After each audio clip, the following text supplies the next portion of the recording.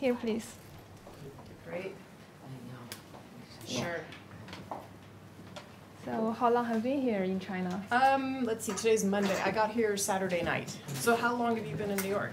7 years. 7 years. But Yeah. did you grew up in China? Yeah, I grew up in China. Okay. And I went to Seattle to see the foundation, the museum. I love the museum. Thank you. Yeah. I had a big hand in creating that. Yeah, I really like the museum. Thank yeah. you. 她是世界上最会花钱的女人，操盘着全球最大的私人慈善基金。她被誉为第一慈善夫人。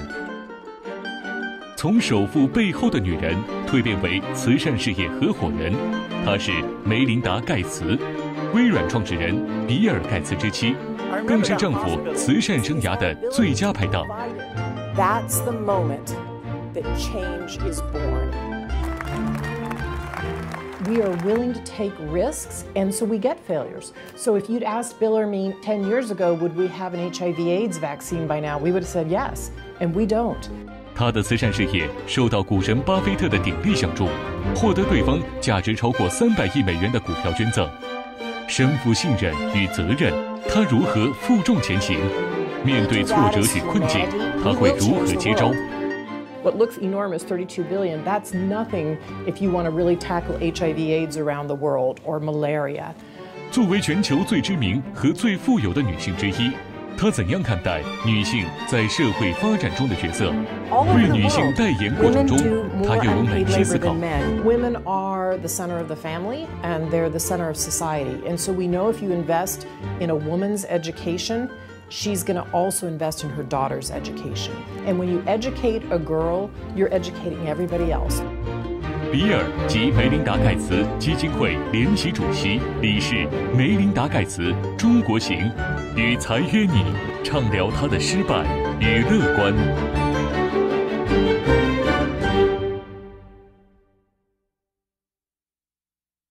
First of all, I'd like to know how you became Melinda, today's Melinda. To choose a career in science is not many girls' choice.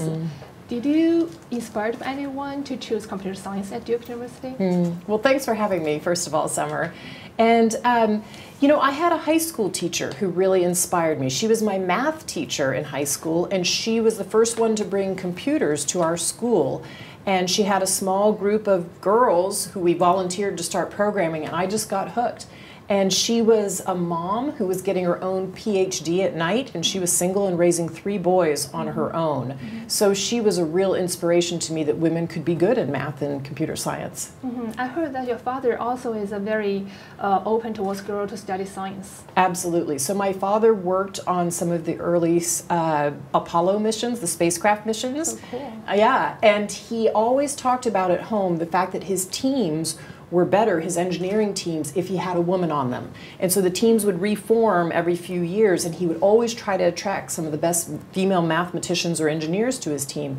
So he completely thought that his 2 daughters, there were 2 girls in my family and then 2 boys, he thought the girls could equally be as good in the sciences as the boys could be. Oh, it's a very good family environment, but what about the workplace? I heard that you were the only one MBA student who entered Microsoft. There are 10 MBA students at that time. What's your early experience working amongst your male co-workers?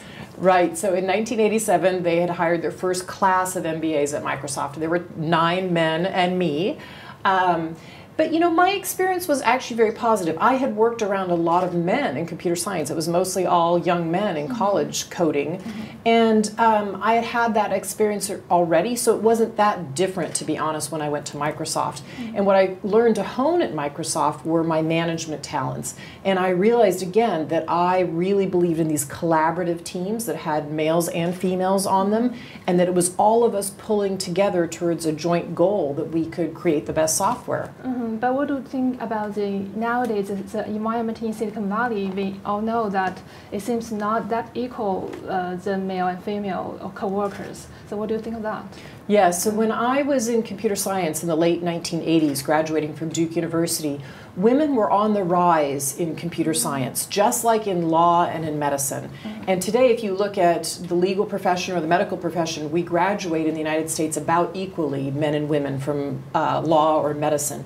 But computer science was on the rise, and then it went down like this. And I think there are a whole host of reasons for that. Starting all the way in grade school, we don't role model for girls that they can be good in computer science. We don't show them that they can be good coders just when they start to kind of lose their confidence. We know girls lose their confidence in middle school and then gain it back in high school. So I think we have to do more at grade school, middle school, high school, college. And the tech sector needs to be more welcoming to women, because they have to look at the sector and say, that's something I want to go into. And I think the technology jobs are some of the best jobs in society, so we need to fix this for young women. Exactly, and there are studies showing that investment into girls and women have great returns, but it's different from developed countries and developing countries. Do you have similar experience, and why do you think there's a gap there? Well, I believe that we need to invest in women all over the world because women are the center of the family and they're the center of society. And so we know if you invest in a woman's education, she's going to also invest in her daughter's education. And when you educate a girl, you're educating everybody else, because she will start to lift her family out of poverty. We have great statistics about this all over the globe. And I think some of the reasons, though, we don't invest in women equally in some of the developing world nations is we don't actually have very good data. We don't go and really ask women and girls about their lives. And so we need to invest in better data so we actually know what investments to make on behalf of women and girls that will help them lift themselves and lift their whole families out of poverty. And you spend a lot of time in Africa, so did you talk to those women, and what did they tell you? Yeah, so I spend, I'm in Africa 2, 3, 4 times a year, and I talk to women often. So I not only do important government meetings and civil society meetings, but I go out into remote villages, I go into the slums very often to talk to women. And if you stay long enough, they will tell you about their lives. And one of the things women in Africa are asking us for are contraceptives. That is, tools that women use to space and limit the number of children that they have. And women will tell you over and over that if they can space the births of their children, they can stay in school, they can make sure they can feed their family, and they can get a great job. And so I heard this a lot on the ground in Africa, and then when I went back to look at the global statistics, it turns out there are 200 million women asking us for contraceptives. And so I spend a lot of my voice and time and money these days advocating that women have access to contraceptives. I agree with you that technology changed the world and changed women's lives. I once talked to a woman from India. She told me that fintech changed her family because he can get a loan from the internet. So there are a lot of technology like internet, like mobile phones. What do you think is only one thing that has the most impact? I think contraceptives have had the biggest impact. If you look at why women in the United States or Europe or Japan have been able to work, have been able to get a great education and go into the workforce, it's because they can space or limit the number of children they have. So I think that's been the biggest technology breakthrough. If you look back the last 40 years, I think the biggest breakthrough going forward is absolutely going to be the mobile phone, because a woman or a man can save a few yuan a day on their phone, and then they can buy things at the market, they can buy food, they can put their kids in school, get the school supplies. So what we can do with mobile technology going forward is really quite phenomenal. Fabulous. And earlier this year, I went to Seattle. I had a tour on the Gates Foundation's museum. I love the museum. Thank you. So what inspired you to establish the foundation in the first place in 2000 with Bill? Well, it was really the first trip to Africa that Bill and I took. We took together. And we went really for a safari, which we had a lovely time and fell in love with the animals in the savannah. But it was really the people. We came back inspired by the people, and we started to ask ourselves some questions about why is it that people can grow up in a certain way in the United States or in China or in Europe, but they can't grow up that way in Africa. And what is it that a foundation could do about that to help people live a healthy and ultimately a prosperous and productive life? And it was that trip that started us on our journey. So that's the trip, and that's from Africa. But now the foundation is quite global. So there are so many issues, challenges that need our attention. What makes you decide which to prioritize your foundation?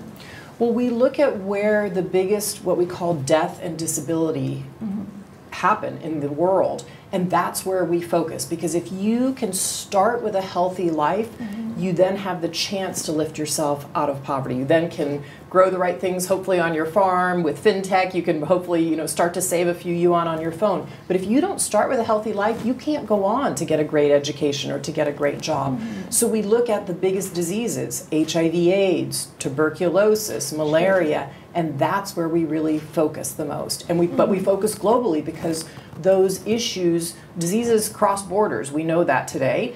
They don't know any borders, and they also affect different people at different rates in different places. And global health is one of your focus. It spent $32 billion US dollars. That's a lot of money. So that capital you pour into the global health and development has a great results. But I guess there might be some failures. So in the process. So how does these failures help you to make future decisions? Sure. Well, I think the first thing that's important to understand about philanthropy is that all philanthropy can do is be what we call a catalytic wedge. It can take pilot projects, it can take risks where sometimes a government can't or won't take a risk, it can shine light and move things forward. But everything we do at the foundation takes government money, huge government money, to scale it up. Even what looks enormous, 32 billion, that's nothing if you want to really tackle HIV/AIDS around the world or malaria. But absolutely, we are willing to take risks, and so we get failures. So if you'd asked Bill or me 10 years ago, would we have an HIV/AIDS vaccine by now, we would have said yes, and we don't. But that failure on the HIV/AIDS vaccine made us realize that we shouldn't, as we were investing with others in these individual candidates, we had to learn from every single candidate that was invested in and have a whole pool in a database where all that research was poured into so we could learn from each of those failures, and all the scientists around the globe could learn from the various failures that happen. So we've learned to share a lot of data and information, whether we have a success or a failure, because that's how you move things forward. Just now you mentioned about the government. I guess that the Gates Foundation must leverage other resources like the government, like other private sectors. Can you give us an example of how you leverage other resources to help you to put forward your agenda? Sure, absolutely. Every single thing that we do is in partnership with civil society and a government. We do not have we don't have staff on the ground all over the world. So probably the best example I can give you is a public-private partnership that we helped start called the Alliance for Vaccines and Immunization. It's a huge pool of money that's private and public, mostly public. And because of that pool of money, we can go to vaccine manufacturers and say, work on diseases of the poor world where there wouldn't normally be a vaccine market there. There's this pool of money that can pull the vaccines through. They know, hey, there's actually funding for these vaccines. So then they'll work on an HIV/AIDS vaccine or a malaria vaccine where there was no incentive before. And so that's just one example of how government funding will ultimately, it does buy hundreds of millions of vaccines that vaccine fund has purchased. And now there are over 6 million children alive because of that partnership. That's fabulous. So the Gates Foundation is quite unique around the globe. So how do you and Bill contribute to those uniqueness? Well, I think it's the both the optimistic nature we have, we see where the world is going, and this ability, this belief that you have to constantly learn and constantly change, and that it's this belief in the innovations that have come and are coming along, and how do we apply those innovations in ways that can serve everyone, not just the high end of society, but absolutely everyone. So a perfect example is the mobile phone, right? There's still a pretty big gap between poor women in remote rural areas getting mobile phones. We need to make sure that mobile phones are ubiquitous and everybody gets them, because again, when a woman can get that money in her hands, if her husband gets a job and can send some yuan home, or she gets a few yuan that she's saving off of her farm, she then has her own account and her own money. And when you get money in the hands of women, it changes everything inside of her family. Sure. And so I think that's just one way that we try to take these innovations and make sure that they're spread equally for everybody. I'm quite interested in the optimism you have. You always say that you are impatient optimism, but facing with a lot of world problems like the gap between the rich and poor, the terrorism, the slowing down of the world economy, a lot of people tend to be very pessimistic. Why so? Why are you so optimistic? Well, I think sometimes we take the short-term crises and we highlight those on the news instead of looking at the long-term perspective. If you look at violence around the world, yes, there are some horrific places that are still violent in the world. But if you look at the long arc of history, the world is far less violent than it's ever been. If you look back and you say, since 1990, we've cut in half the number of children that die every year. We've cut it in half. Or you say in China, 700 million people have been lifted out of poverty. Yes, there are still 40 million to go, but 40 versus 700, that's a pretty phenomenal number. And so Bill and I look at that progress and we're always asking ourselves, how do you take the lessons from that progress and how do you accelerate it on behalf of the world? And when I go out and visit families in these remote rural areas where they're not facing a disease that maybe somebody would have faced 20 years ago, or they're not getting as many episodes of malaria in their family, and they'll tell you the difference it makes, that makes me very optimistic about the world. The Gates Foundation has achieved a lot of things, and is due to the partnership between you and Bill. A lot of people say that it's very hard for the couples to work under the same organization. So how do you manage to do that? Yeah, well, sure, couples don't agree on everything, right? But I think that Bill and I have big goals that are shared goals, and we recommit ourselves to those big long-term goals, and we're both very ambitious about those goals. And so yes, we can disagree about some specifics sometimes, but what we always agree to do is to disagree in private, and then when we show up at the office, we are showed up as a unified couple. And as long as we have our sights on the long-term goals, it makes the small disagreements, to be honest, even smaller. So you did have some major arguments? We've certainly had disagreements, you bet. But they're always with the intent of, are we doing the most for the world? Are we doing the very best with these resources that we have from Microsoft and that Warren Buffett has given to our foundation? Are we doing the very best with those resources? And so the disagreements are more about how much do we spend on a particular project this year versus waiting for the long-term solution. And those are nuances, and they're important to work out, though. But again, it's always with that long-term goal in mind. But what about in life? Just now you mentioned about the work, but what about in life? How do you keep the balance at home with Bill? Sure. Well, I mean, we both, of course, again, we love each other, right? And we have a lot of respect for each other. We're raising 3 kids. So is it easy every single day? No. But, you know, for the most part, we agree on things. Sure, there are sometimes tensions around time, right? Time is our scarcest resource. So if I feel Bill is traveling too much, or he feels like maybe I'm not taking the right number of meetings, or I'm traveling too much, we can disagree about that. But we always try to step back and look at our calendar as a whole, because it helps us drive our family forward in our goals and what we want to do. It is said that Bill talked a lot about science during your dating time. Is that true? Sure. Bill loves science, but I like to listen. And we both read a lot, and sometimes on vacations quite often we'll be reading different books, but then every few chapters we'll explain it to the other person. And for me, one of the things I love is that Bill has always said that if you are really learning something deeply, you don't know if you know it until you can teach it to someone else. And Bill's a really good teacher, so I learn a lot of science by what Bill reads and explains to me, and he learns a lot about the world through what I read, but also the trips I take where I'm out in a remote rural area and I come back and tell him this is what I've heard from women, and he listens very deeply as well. So what interests you most? What kind of subject? Like the women subject? Or? For reading Yeah, or for for my reading. work? Oh, for reading, I love to read cultural fiction because I feel like I really learn deeply about a place if you're reading the fiction of that place. So quite often if I'm, say, for instance, in India, I'll be reading cultural fiction about India or cultural fiction if I'm in Africa. How does those books, both what you read and what Bill's read, help you to build a foundation?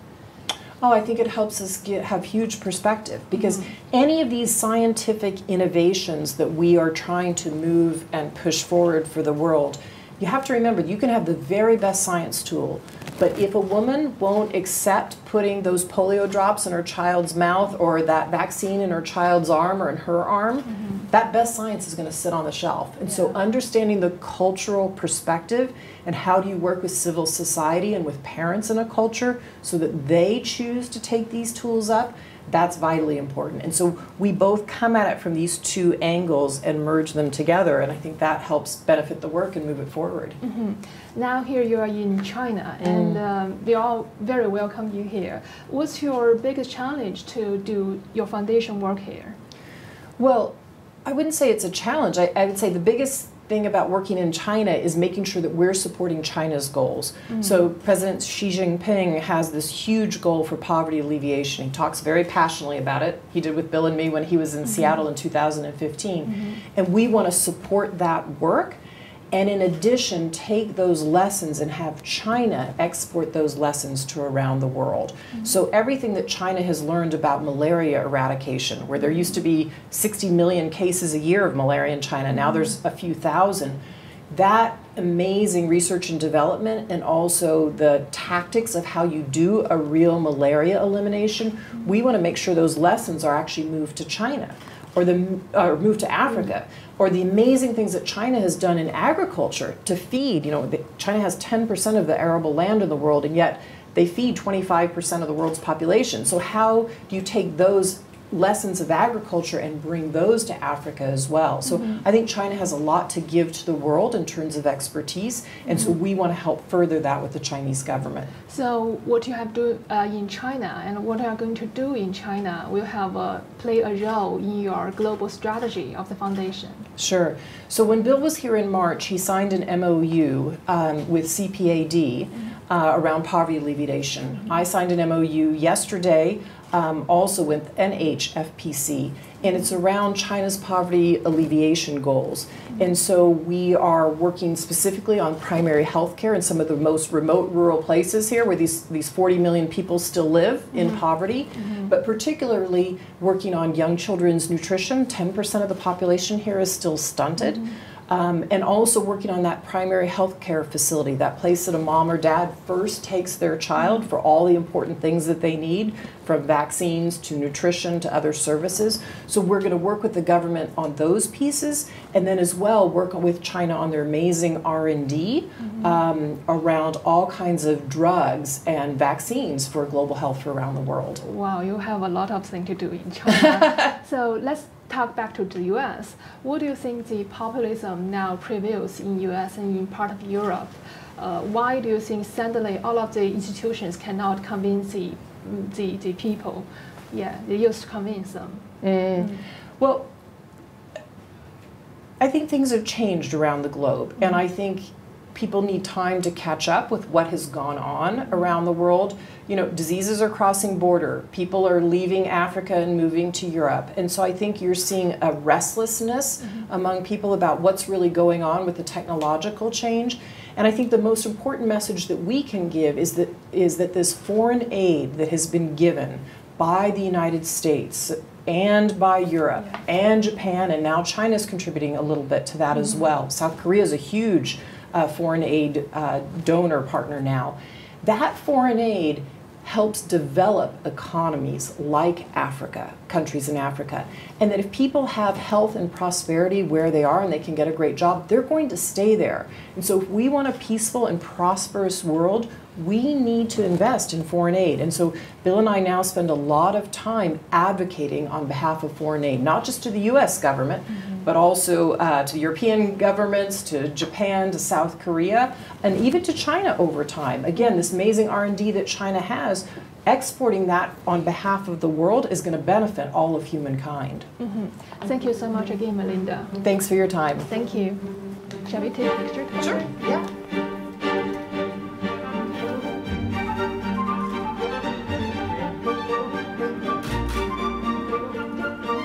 Thank you. Thanks, Summer. Thank you so much. Thanks, everybody. Appreciate it.